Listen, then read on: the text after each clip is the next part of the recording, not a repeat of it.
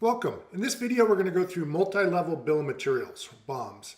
In our previous video, we did a real simple version, which had all the parts at one level. Pretty common if you're going to do a sub-assembly or just pull things from inventory. But in this one, we're going to build up something more complex where we've got sub-assemblies, and those sub-assemblies can have sub-assemblies and really capture more of a complex item.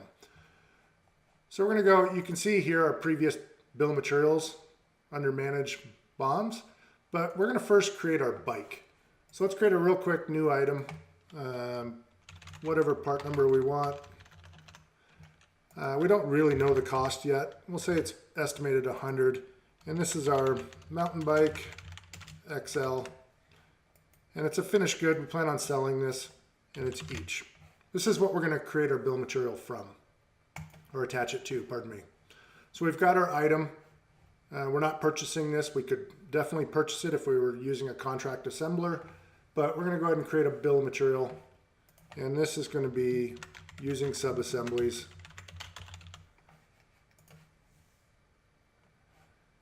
So the first thing is, let's add, I went in here and put in a frame. We need one of those. We need a handlebar. Again, these are going at the top level. We'll just need one of those. And then let's go put our previous sub-assembly, which was our wheel. And you can see here we've got our raw material and then this item for the sub-assembly that we created in the previous video. So let's add that.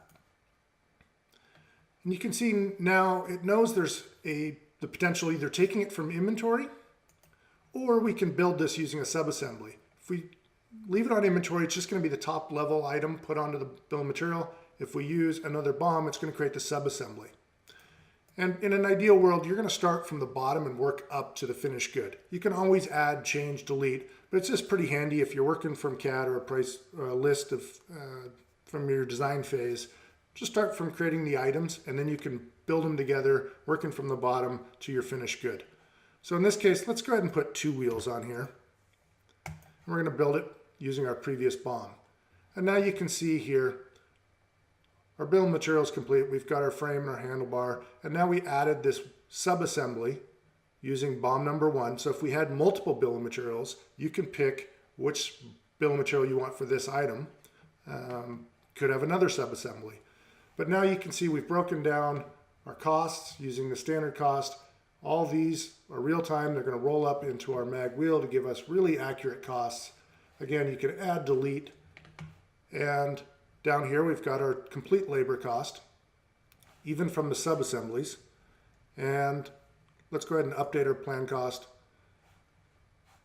So that's as quick as it is for multi-level BOMs. Super powerful. It's going to really allow you to see your costs. And every time you purchase something or build something, again, you're going to potentially update your plan cost and have really accurate data so you understand your business.